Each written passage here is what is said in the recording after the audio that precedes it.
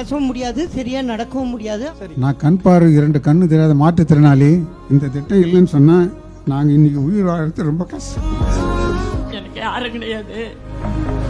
காலு வலியோட ரொம்ப வலி துடிப்பேன்.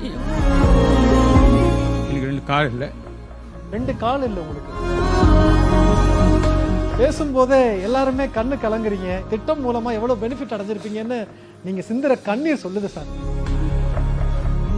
நியூயார்க்ல ஐநா சபையோட பொது சபை கூட்டம் கூடுது. வீடுகளுக்கு தேடி சென்று மருத்துவம் அவங்களுக்கு தமிழ்நாடு மட்டும்தான் அந்த பட்டியல்.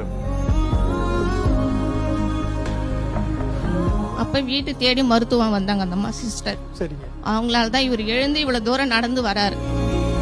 இந்த திட்டத்துல இப்ப பயனடைஞ்சிருக்கிறவங்களோட எண்ணிக்கை 2,47,00,000 பேர். வந்து ட்ரீட்மெண்ட் கொடுத்தாங்க இல்லைங்களா? இப்போ உங்க மனசு என்ன சொல்லுது? இப்போ 5 கிலோமீட்டர் ரோடு போயிட்டு திருப்பி ரிட்டர்ன் வந்துருவேன். நான் ஏன் இருக்கணும் அப்படின்னு நினைச்சிருக்கிறாரு.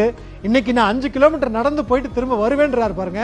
அதுதான் மக்களை தேடி மருத்துவத்தினுடைய பயன். பெற்றவங்க எந்த அளவுக்கு நமக்கு ஹெல்ப் பண்றாங்களோ அந்த அளவுக்கு அரசாங்கம் உதவி பண்ணுது சார் நமக்கு. முதல்வர் முத்துவேல் கருணாநிதி ஸ்டாலின் அவர்களுக்கு நன்றியை தெரிவித்துக் கொள்கிறேன்.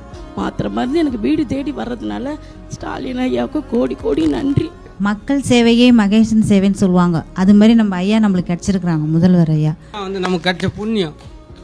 அவர் முதலமைச்சரா இருக்கிறது. ஆமா. அனைவருக்குமான முதல்வர் இன்று இரவு 8 மணிக்கு நமது கலைஞர் செய்திகள் தொலைக்காட்சியில்.